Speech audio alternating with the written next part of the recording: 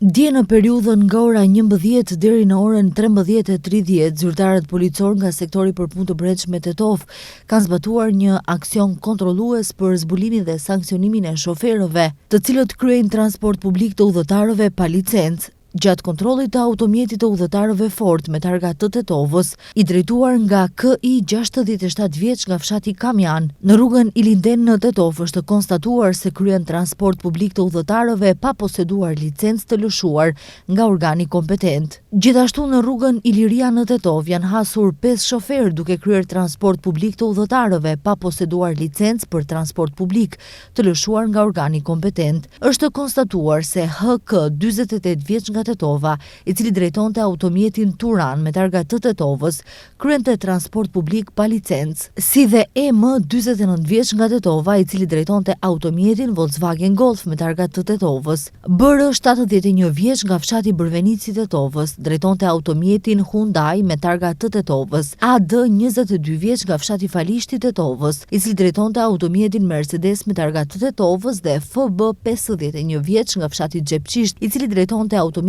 Golf me targa të Tetovës.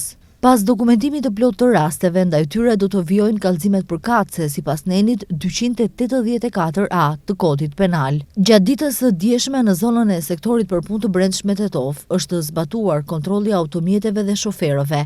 Gjatë kontrollit janë sankcionuar gjithsej 32 shoferë, 26 nga Tetova dhe 6 nga Gosivari për parkim të parregullt, ndërsa 18 automjete, 12 nga Tetova dhe 6 nga Gosivari janë ngritur me automjetin special Merimang. Janë evidentuar edhe 27 lloje të tjera të kundërvajtjeve në trafik, 17 nga Tetova dhe 10 nga Gosivari.